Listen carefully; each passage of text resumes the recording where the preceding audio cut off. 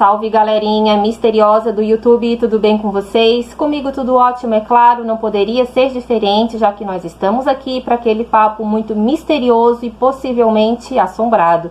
Eu sou Bruna Oliveira, sejam todos muito bem-vindos ao canal Mistérios do Tempo. Hoje nós vamos falar sobre a história real que inspirou um dos maiores clássicos do terror, o filme O Exorcista de 1973.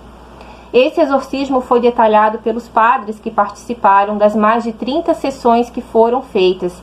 A família do menino que estava possuído pediu ao Vaticano que jamais divulgassem seus nomes, mas alguns pesquisadores desse caso garantem que conseguiram descobrir o nome real do garoto que passou por todos esses fatos assustadores. Isso foi garantido pelos padres que participaram. Um diário foi feito passo a passo de todos os dias que esse menino precisou passar por algum tipo de ritual. A coisa foi tão feia que o nariz de um dos padres acabou sendo quebrado pelo Roland Doe. Na verdade, Roland Doe é um nome fictício. Algumas pessoas falam que o nome dele poderia ser Robert Mannheim ou também, possivelmente, Ronald Hunkeler. Não estamos aqui para fazer julgamentos. Acredita quem quiser, nós temos a nossa opinião. Eu acredito sim que o sobrenatural exista, mas nem tudo é realmente o sobrenatural. Vamos tentar entender um pouquinho melhor esse caso? Então bora logo pro vídeo. Vlad, solta a vinheta.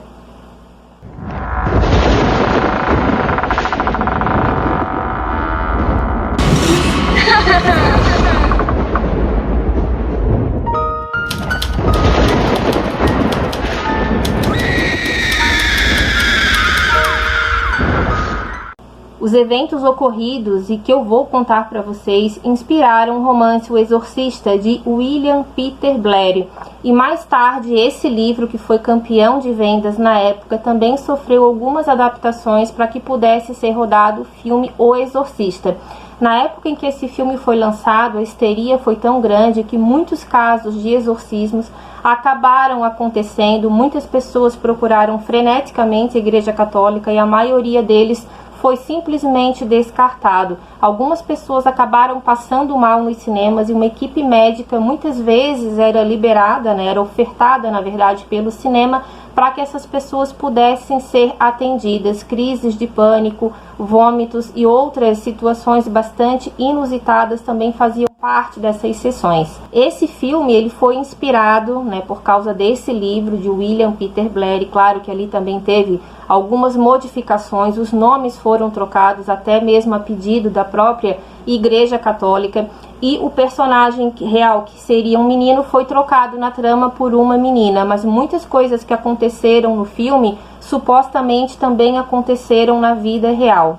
Esse tema do exorcismo também está ganhando muita força nesse momento, porque agora no início de abril também vai ser lançado no cinema um filme chamado O Exorcista do Papa, que conta algumas histórias que estão nos livros escritos pelo padre exorcista. Ele era chefe dos exorcistas no Vaticano, Padre Gabriele Amorth, que hoje já é falecido. Nós fizemos esse vídeo aqui no canal. Para quem ainda não viu, eu recomendo que corra lá para assistir, porque está bem interessante essa história. Em 1994, um escritor chamado Thomas B. Allen publicou um livro chamado Exorcismo, que teve uma republicação em 2016 pela Dark Side.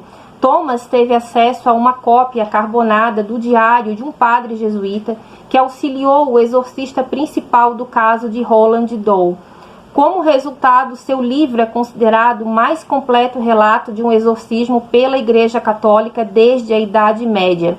Esse livro ele é puramente documental. Se alguém está procurando ali uma simples história de terror, realmente não é recomendado, porque ele é um livro extenso, tem cerca de 272 páginas, mas ele conta detalhadamente o que teria acontecido no exorcismo real de Roland Doe. A história de Roland teve início no final de 1948, mas a coisa se intensificou realmente a partir de janeiro de 1949. A casa onde os eventos aconteceram fica em Cottage, em Maryland, nos Estados Unidos, mas esse endereço ainda é alvo de dúvidas, porque tudo que envolve a família real foi bastante modificada pelo Vaticano para que esse sigilo que foi bastante imposto pela família, pudesse ser mantido. O endereço possivelmente foi mudado pelo padre Halloran, que foi um dos padres que participaram desses rituais. Foi informado que a casa ficava no terreno 3200 da Bunker Hill Road. Porém, essa casa havia se incendiado há muito tempo, estava somente o terreno, por isso que algumas pessoas acreditam que esse não era o endereço real. A verdadeira localização, no entanto, ficava a cerca de 3 quilômetros de distância, também em Cottage City, em Maryland. Eu vou deixar aqui também para vocês uma foto que circula na internet, e essa foto é associada a Ronald Hunkeler, que possivelmente tenha sido o verdadeiro Roland Doyle. Daqui a pouquinho a gente já vai chegar nessa parte e vou explicar melhor quem possivelmente foi esse garoto após todos esses fatos assustadores terem acontecido com ele, mas nós vamos nos dirigir a ele como Roland Doyle aqui no vídeo. Esse menino, ele era filho único de uma família alemã, eles eram da igreja luterana, então ele foi criado nesse ambiente luterano. Porém, além da mãe e do pai, também morava junto com eles uma avó que possivelmente se chamava Ana. Só que o Roland também teve muito contato com uma tia. Essa tia era irmã da mãe dele, ajudou a cuidar dele desde pequeno, só que ela não morava propriamente com a família.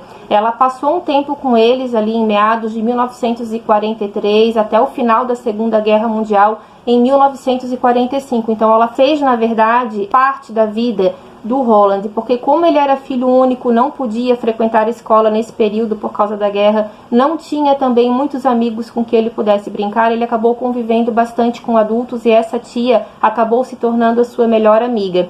Algumas fontes se referem a ela como tia Harriet e outras fontes como tia Tilly, mas eu vou deixar aqui para vocês o nome dela como Harriet, que provavelmente era o mais próximo da realidade. A família do Roland frequentava então a igreja luterana, mas dá para perceber no contexto da história que toda a família tinha uma curiosidade envolvendo o espiritismo. A única pessoa ali que parece que não gostava muito desse assunto era o pai do Roland, que é colocado como o Sr. Edwin. Só que a irmã da mãe do Roland tinha então esse pezinho, digamos assim, no espiritismo, que no caso era a tia Harriet. Ela gostava bastante de usar tabuleiro Ouija. Isso na época da Segunda Guerra Mundial foi bastante utilizado por muitas pessoas por causa das mortes que ocorreram, tanto dos soldados que estavam na guerra quanto pessoas que morreram naqueles terríveis bombardeios. Então isso era usado de uma forma bastante desenfreada. Já dei minha opinião aqui para vocês em outros vídeos. Não sou especialista no assunto. Muitas pessoas me perguntam: Bruna, acontece tal coisa comigo? Eu não tenho essa especialidade de estar explicando. Eu conheço muito pouco.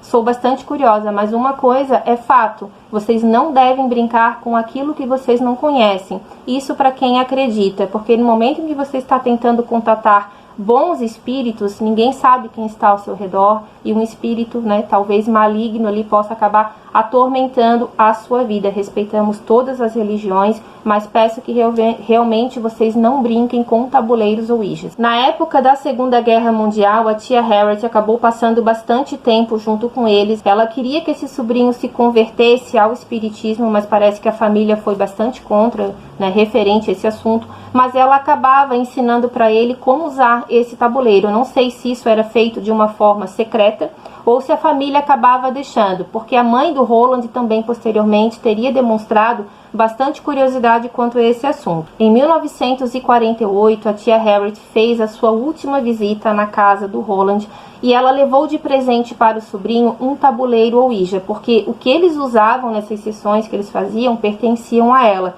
Só que, segundo a história conta, o Roland sempre pedia um tabuleiro somente para ele, porque quando ela não estivesse ali, ele gostaria de usar. E ela, então, atendeu o pedido desse sobrinho e deixou para ele, que na minha opinião foi um grande erro, ela deu para ele esse tabuleiro Ouija.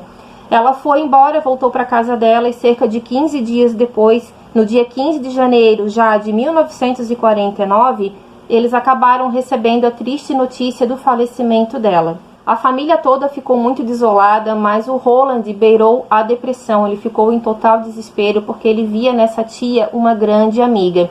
Não demorou muito tempo para que esse abalo emocional tornasse aquele tabuleiro Ouija que ele ganhou o seu melhor amigo. Ele não desgrudava daquilo, já estava com problemas de concentração na escola, porque ele só pensava em chegar em casa para poder usar aquele tabuleiro e tentar de alguma forma uma comunicação com a tia Harriet. Todo dia o Roland usava esse tabuleiro Ouija e, pelo que algumas fontes contam, ele teve alguns contatos que supostamente ele, pelo menos, acreditava que poderia ser a tia Harriet. Ele falou para a família dele que alguns contatos poderiam estar sendo feitos, mas a família não deu muita importância para isso. Só que provavelmente esses contatos que o Roland achava que poderia ser da tia Harriet eram de uma outra entidade. No dia seguinte, após esse suposto contato com a tia Harriet ter sido feito pelo Roland, os pais dele precisaram sair de casa. Eu não sei se foi uma questão de trabalho ou se foi uma outra situação, e ele ficou em casa somente com a vovó Ana. E no dia seguinte dessa comunicação, coisas muito estranhas começaram a acontecer na residência da família. Assim que os pais dele saíram de casa, não contou nem 5 minutos, eles começaram a escutar um barulho, como se fosse um gotejar, como se alguma goteira tivesse acontecendo dentro de casa e também por dentro das paredes. A casa da família era de madeira, era uma casa não muito grande, era uma espécie de sobrado, porque pelas fotos dá para identificar que tinha uma espécie de quarto, mas um quarto bem pequeno, acima do segundo piso da casa, e era justamente nesse quarto que ficava o Roland, e era ali que esse barulho realmente se intensificava, mas também foi escutado esse barulho no quarto da vovó Ana. Eles ficaram bastante curiosos para tentar entender o que poderia estar acontecendo, olharam a casa toda, aquele barulho de pingo de água já estava deixando eles bastante incomodados, porque era um som bastante alto, até mesmo para um pingo de água caindo, e eles olharam toda a casa, olharam o chão, olharam as paredes, eles não conseguiram descobrir da onde aquele barulho estava vindo. De repente, algumas batidas também começaram a acontecer por dentro da parede. Eles ficaram bastante intrigados, mas esperaram o Sr. Edwin voltar para casa e pediram que ele desse uma olhada. Foi chamado também um encanador, porque os pais do menino também começaram a se incomodar com aquele barulho. E o encanador então chegou, fez toda a vistoria e percebeu que nenhum cano estava com perfuração e também que nenhuma infiltração estava acontecendo na casa, e de repente aquele barulho simplesmente acabou saindo de cena. Na noite seguinte, outros barulhos começaram a perturbar bastante a família, mas dessa vez não eram barulhos de goteira, e sim barulhos de arranhões, como se algum roedor estivesse raspando as suas unhas, as suas garras nas paredes, e isso começou a perturbar bastante a família. O Sr. Edwin então fez uma vistoria pela casa e percebeu que esse som ele vinha diretamente do quarto da vovó Ana. Fizeram toda uma busca, porque para eles era um grande roedor que estava dentro da casa, porque pela intensidade do barulho não poderia ser um rato pequeno, mas nada era encontrado.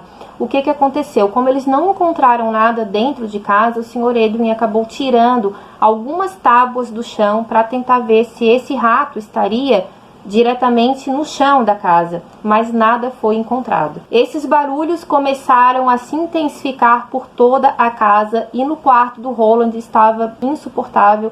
Já era tarde da noite, eles não conseguiam dormir e todo mundo tentava se autoconvencer que aquilo ali era apenas um roedor, mas aquela história que o Roland contou para a família, que ele teria feito um suposto contato espiritual com a tia Harriet, começou a rondar o pensamento da família, e o medo já estava se instalando entre eles. Nas noites seguintes, esse tipo de som de arranhão acabou, aquele som de goteira também não teria mais aparecido, porém um outro barulho muito mais perturbador dessa vez começava a amedrontar bastante a família. Era o som de móveis se arrastando, e esses móveis ficavam no quarto do Roland. Como esses barulhos começaram a ficar muito intensos, a família inteira foi para o quarto do menino, e lá eles perceberam que aqueles sons de arranhões estavam vindo dessa vez de dentro do colchão do Roland.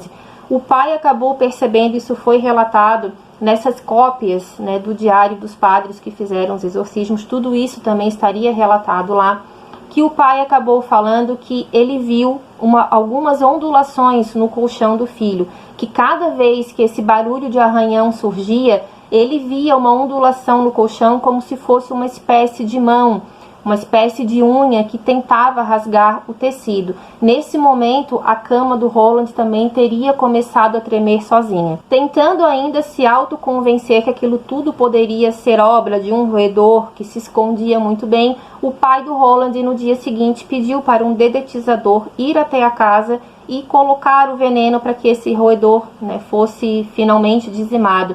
No fundo, o pai dele sabia que aquilo ali não iria resolver, mas ele tentou fazer para acalmar um pouco a esposa e também a sua sogra, mas isso não resolveu. E na mesma noite então que esse homem acabou dedetizando a casa, os barulhos começaram novamente. Geralmente, esses fenômenos ocorriam quando dava exatamente às 19 horas e terminava quando o relógio apontava meia-noite. Em certa noite, a família começou a perceber que quadros estavam tremendo nas paredes e sons de passos foram escutados por todos. O barulho desses passos parecia o som de tambores e, nesse momento, a mãe de Roland perguntou se era a tia Harriet que estava ali. Deu um grande barulho dentro de casa, como se alguma coisa estivesse sendo quebrada. A mãe dele criou coragem e perguntou se fosse a tia Harriet que estivesse realmente ali, era para ela demonstrar essa resposta batendo na parede 3 vezes. Esse som acabou acontecendo, 3 batidas muito fortes acabaram acontecendo e naquele momento a família percebeu que algo sobrenatural estava na casa. Eles tinham ainda uma grande convicção que poderia ser realmente o espírito da tia Harriet que quisesse manter contato com eles, só que eles estavam enganados, era outra entidade.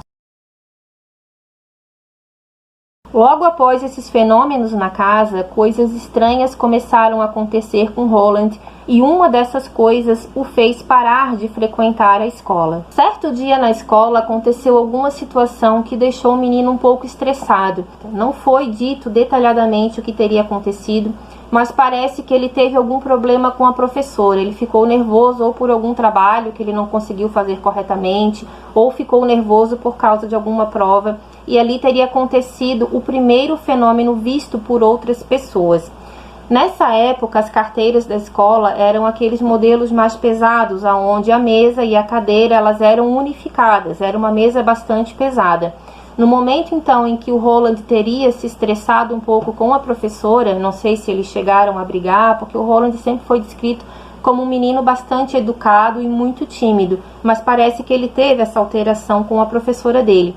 Nesse momento, a carteira dele começou a se mexer sozinha, ele ainda estava sentado na cadeira, e ela teve um movimento muito parecido com o movimento que o ponteiro do tabuleiro Ouija acaba fazendo, como se ele tivesse tentando dizer alguma coisa. A professora pediu que ele parasse, porque ela achou que era algum tipo de truque. No primeiro momento, os demais colegas acharam graça, só que isso mudou logo em seguida, porque o Roland disse que não era ele quem estava fazendo aqueles movimentos. Ele também estava muito assustado, ficou bastante pálido, saiu da cadeira, conseguiu sair com ela ainda em movimento, e assim que ele saiu dessa cadeira, a carteira inteira teria sido jogada por uma força invisível em cima de outras cadeiras, quase machucando seus colegas. Nesse momento, o Roland foi levado para a sala da direção e os pais dele foram chamados. Só que não tinha muito o que explicar, porque os pais não estavam na sala e aquele tipo de coisa, até o primeiro momento, não tinha explicação.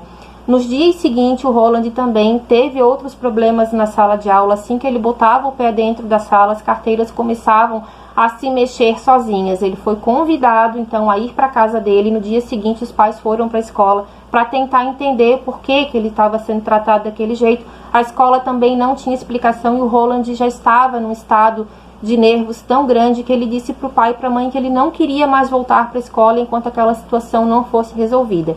O pedido foi aceito pelos pais, a escola também não deu muita importância pelo fato dele não estar mais frequentando a aula, o que também era um grande erro, mas no fundo a escola também já estava louca para que o Roland não botasse mais os pés ali. Ele já era literalmente uma pessoa não bem-vinda na escola, já estava tendo problemas com os poucos amigos que ele tinha, todo mundo ou zombava dele ou tinha medo do que ele poderia fazer.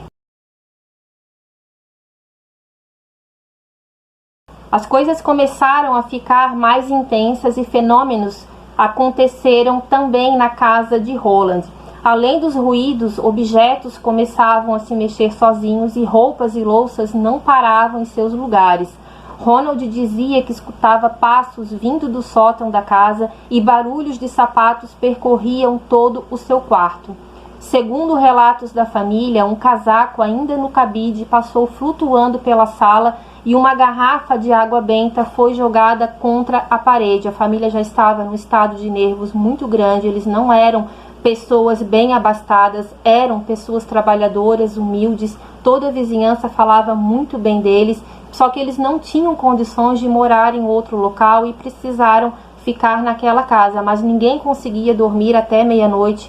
Depois da meia-noite, até que eles conseguiam dormir um pouco, mas até esse horário os fenômenos não paravam. E alguns vizinhos também relataram que luzes muito estranhas acabaram sendo vistas passando pela janela do quarto do Roland. Em uma noite de fevereiro de 1949, os pais do menino escutaram alguns sussurros vindo do quarto do filho e ficaram horrorizados quando conseguiram escutar o que ele falava. A impressão que se dava é que o Roland estava conversando com uma outra pessoa, porque duas vozes diferentes estavam sendo escutadas. Quando os pais perceberam que algum intruso poderia estar no quarto, eles foram diretamente para o quarto do filho. Ele estava na cama, imóvel, com os olhos muito abertos, e eles viram que a cama dele estava tremendo e coisas horrorosas foram ditas para os pais. Eu não vou nem dizer aqui o que eu consegui ler. Eram palavras muito obscenas e os pais ficaram horrorizados porque sabiam que o filho não poderia entender daquele tipo de assunto. Eram coisas que nem eles, que já eram adultos, né, já eram casados, jamais teriam escutado. Ficaram muito impressionados mesmo. Assim que o Roland começou a falar essas obscenidades, de repente ele deu um grito horrível. A família nunca soube identificar que tipo de voz, que tipo de grito era aquele que ele estava dando, porque a impressão que dava era que algum animal estava sendo ferido dentro do quarto. Eles descreveram esse ruído sendo parecido com sons de porcos sendo abatidos ou então de cabritos. Era algo assim que não dava para definir, mas a mãe dele ficou totalmente petrificada naquele momento. O pai ainda conseguiu ter um pouco de reação, chegou perto do filho, percebeu que estava brotando sangue na camiseta dele.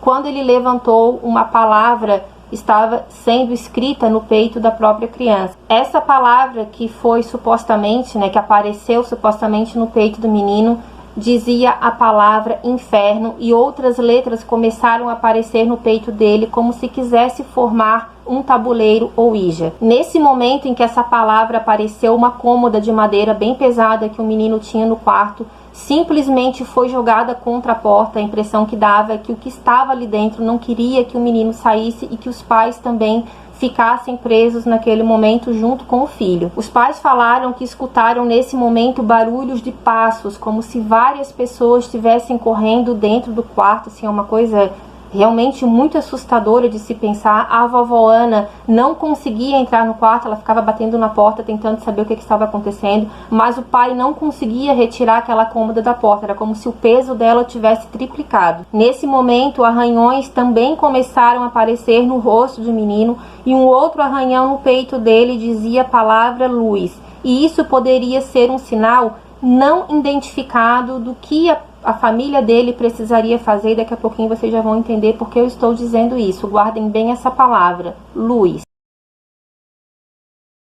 Assustada, sem saber o que fazer, a família contatou o pastor luterano chamado Luther Mills Schulze. O nome dos padres foi o único nome, os únicos nomes que não tiveram alteração. Então, todos os nomes envolvendo o pastor e também os padres católicos são os verdadeiros nomes deles. Esse pastor chamou posteriormente médicos, psiquiatras e psicólogos para avaliar o comportamento de Roland, mas todos eles saíram sem respostas. Nada era realmente comprovado, mas pelo que tudo indicava, o menino não tinha problemas mentais. Em 17 de fevereiro de 1949, o pastor Luther levou Ronald para dormir em sua casa e os pais também teriam ido com ele. Ele já tinha feito algumas orações, porque, pelo que eu entendi, se eu estiver errada, vocês me corrigem, mas pelas fontes que eu pesquisei, que eu pude entender, a religião luterana ela não trabalha exatamente com exorcismo, mas sim com orações, porque para eles nada é maior do que o poder de Deus. Nesse caso, a entidade maligna não teria que levar nenhum tipo de crédito. e que apenas com as orações correntes, de orações que eram feitas, essa entidade já iria se retirar, porém isso não aconteceu. Nessa noite em que o Roland dormiu na casa do pastor, a família autorizou que ele ficasse no mesmo quarto que ele. Uma cama de solteiro foi improvisada e foi colocada do lado da cama do pastor Luther. Com o consentimento da família, ele acabou amarrando as mãos do Roland. Caso ele tivesse algum ataque durante a noite, o pastor também não poderia ser machucado. E assim foi feito.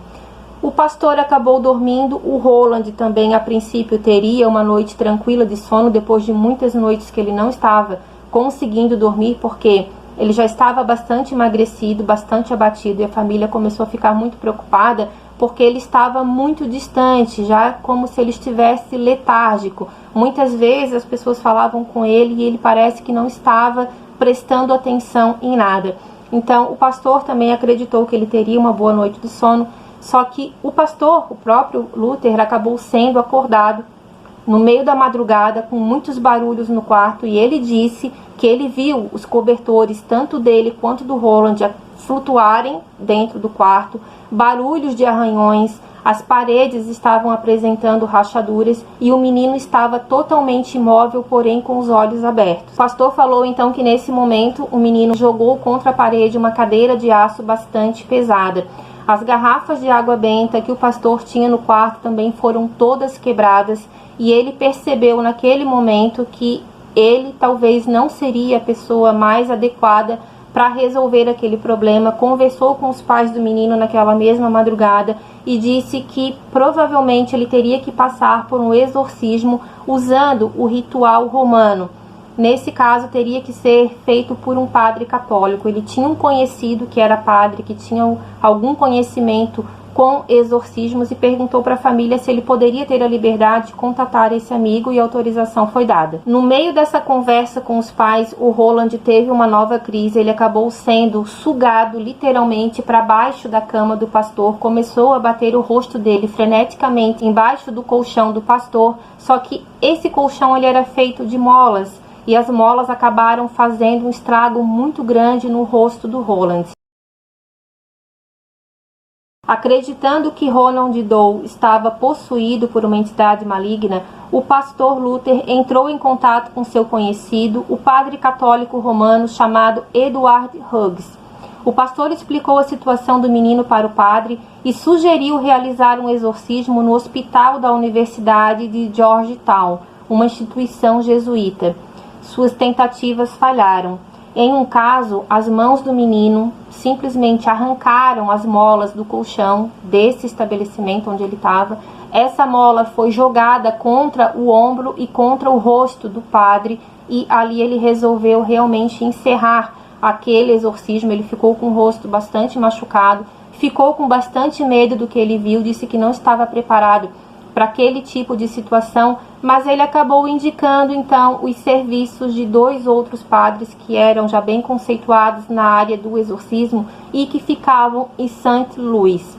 Nesse momento, a mãe do Roland então percebeu que aquela mensagem que apareceu no peito do menino, onde a palavra Louis teria sido escrita, era uma indicação talvez divina, que o filho deles então deveria ir realmente para St. Louis. A família tinha alguns parentes que moravam lá, poderiam se alojar na casa deles, então essa viagem já não custaria tão cara para eles, e eles então decidiram ir para St. Louis procurar os 2 padres indicados. Um detalhe também muito interessante é que a tia Harriet foi sepultada em St. Louis. O padre Edward indicou que a família procurasse o padre Bishop e o padre Bolden. A família então pegou um trem para St. Louis e lá eles encontraram o padre Raymond Bishop e o reverendo William Bolden, ambos da Igreja Católica. Os padres foram visitar Roland e a família, que estavam na casa de parentes em Hancock Drive. Ao entrar no quarto onde o menino estava, os padres o encontraram deitado, imóvel em uma cama que tremia violentamente.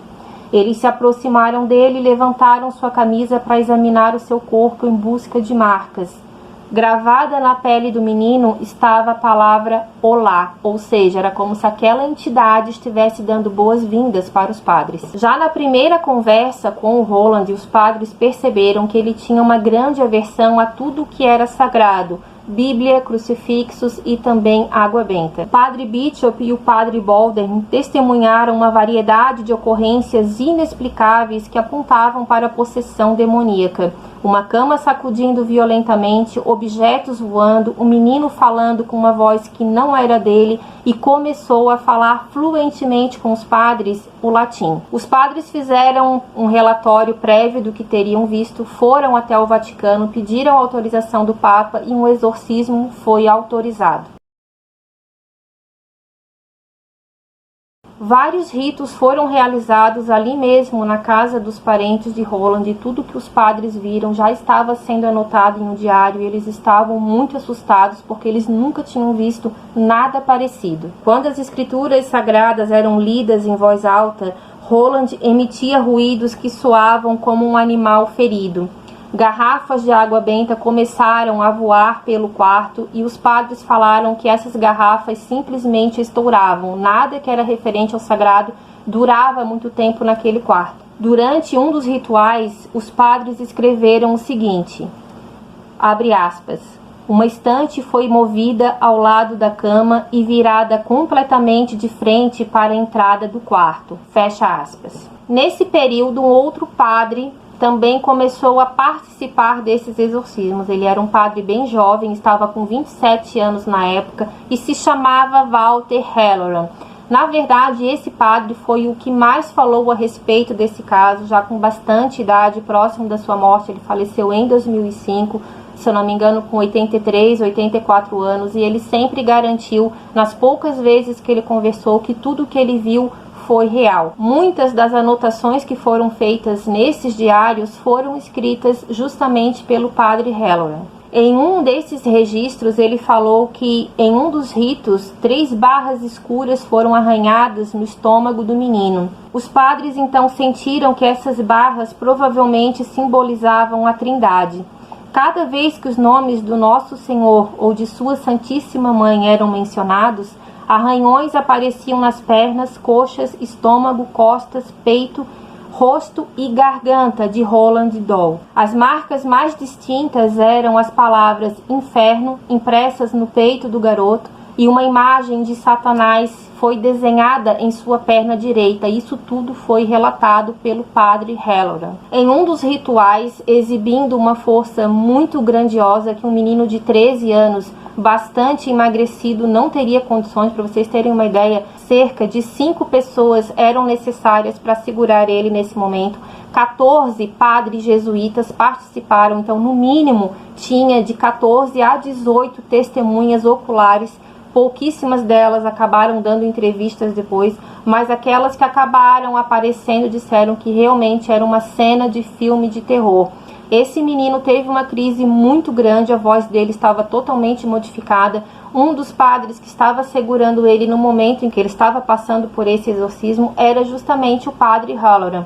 Nesse momento, o menino conseguiu se livrar daquele abraço que o padre estava dando nele e deu um soco com muita força no rosto do padre e o nariz dele foi quebrado naquele momento e ele precisou interromper o exorcismo naquele dia. Na documentação dos ritos de exorcismo, os padres escreveram, abre aspas, as contorções revelaram força física além do poder natural de um menino, fecha aspas. Em 20 de março de 1949, as reações de Roland estavam ficando cada vez mais violentas. Ele urinou na cama, causando queimaduras graves em todo o seu corpo e odores muito fortes enchiam a sala. Muitas pessoas não conseguiam parar naquele local porque o cheiro era insuportável. Não estava mais sendo possível fazer os rituais na casa dos parentes da família. Então os padres tiveram a ideia de transferir o menino brevemente para o Alexian Brothers Hospital, que também ficava em St. Louis. Porém, o rito não teve sucesso também nesse local e ele foi transferido para a reitoria da igreja de St. Francis Xavier College, no campus de St. Louis, universidade. Foi nesse lugar que posteriormente Roland Doe se converteu ao catolicismo, porque até então ele ainda era luterano. Os pais dele também se converteram para a religião católica, porque isso foi colocado pelos padres como algo imprescindível para o sucesso do ritual.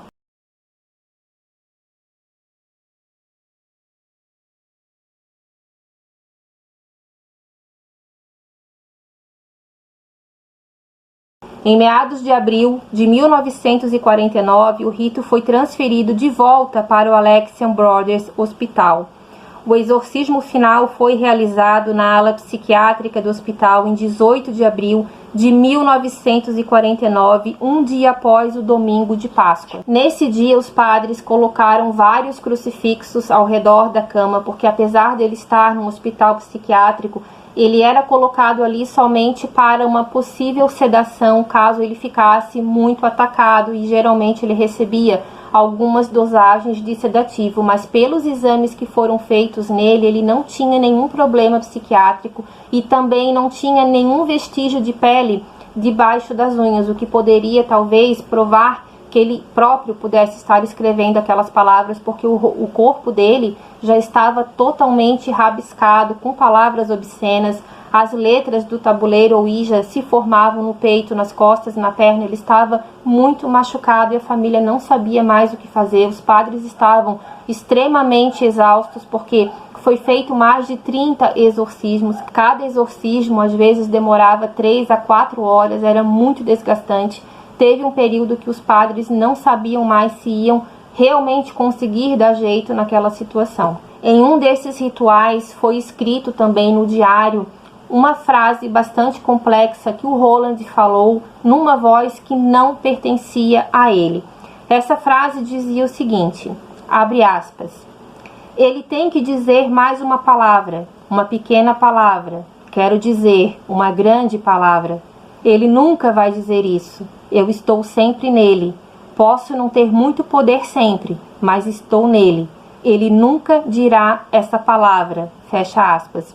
Não se sabe exatamente que palavra é essa que essa entidade falava pelo Roland, mas muitas fontes acreditam que era o nome de Deus. Nesse momento, logo após ele ter pronunciado essa frase, um X muito grande apareceu no peito do Roland. Isso foi visto a olho nu. Não foi algo que foi comentado, olha, os padres saíram e de repente apareceu no peito do menino. Não. Essas testemunhas oculares viram quando a letra X, muito intensa, sujou bastante o menino de sangue, apareceu no corpo dele. Os padres deduziram que era o número 10 em algarismo romano. Para os padres, aquele número significava a quantidade de entidades malignas que estavam possuindo Roland naquele momento. Quando essa letra apareceu, foram necessários 5 homens para segurar o menino. Por volta das 22 horas e 45 minutos, Roland ficou totalmente imóvel. Então, com uma voz clara e estrondosa, ele gritou a seguinte frase, eu vou ler aqui para vocês. Abre aspas. Satanás, Satanás, eu sou São Miguel e ordeno a você, Satanás, e aos outros espíritos malignos que deixem o corpo em nome de Deus imediatamente. Agora, agora, agora. Fecha aspas. Nesse momento, um dos padres falou que antes mesmo do Roland dizer essas palavras com uma voz muito diferente daquelas que ele estava apresentando, não era uma voz demoníaca, era uma voz firme, grossa, que tinha bastante poder em suas palavras. O padre falou que sentiu uma massa de ar fria entrando dentro do quarto. Muitas pessoas associam o sentimento de queda de temperatura com alguma entidade maligna, mas o padre disse que nem sempre isso acontece, que às vezes o frio também pode demonstrar que alguém muito poderoso está na presença deles e não propriamente algo maligno. Naquele momento, então, o padre sentiu que quem estava finalizando aquele ritual era São Miguel Arcanjo.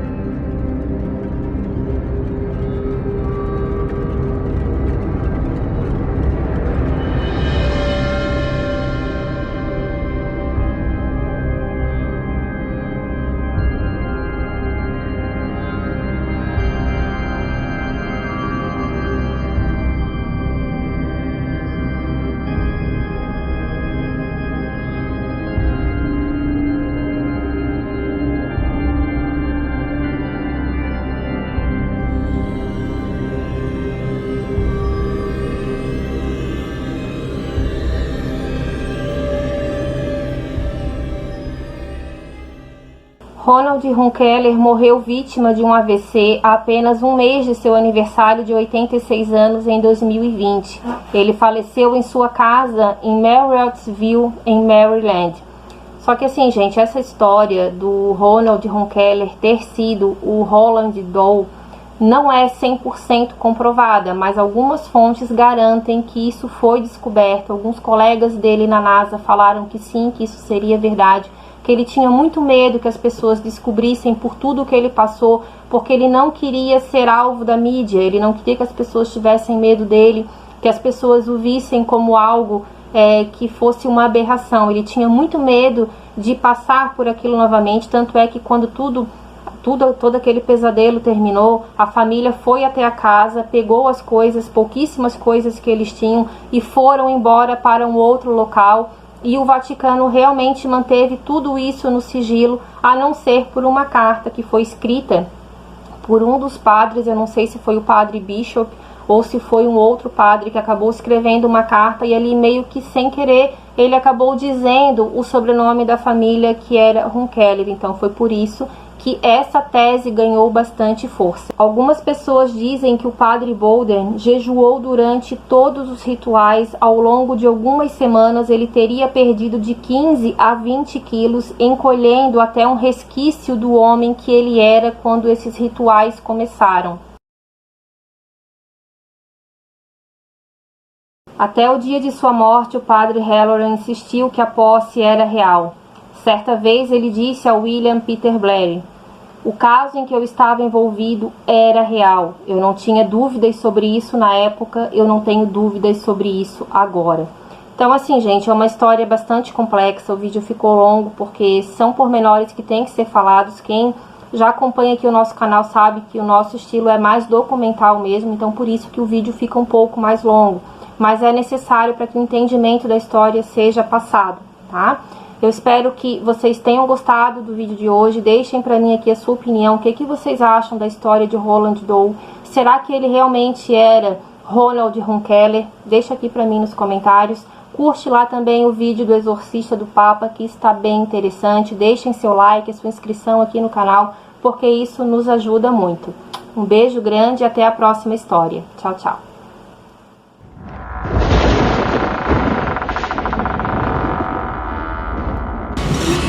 Ha ha ha!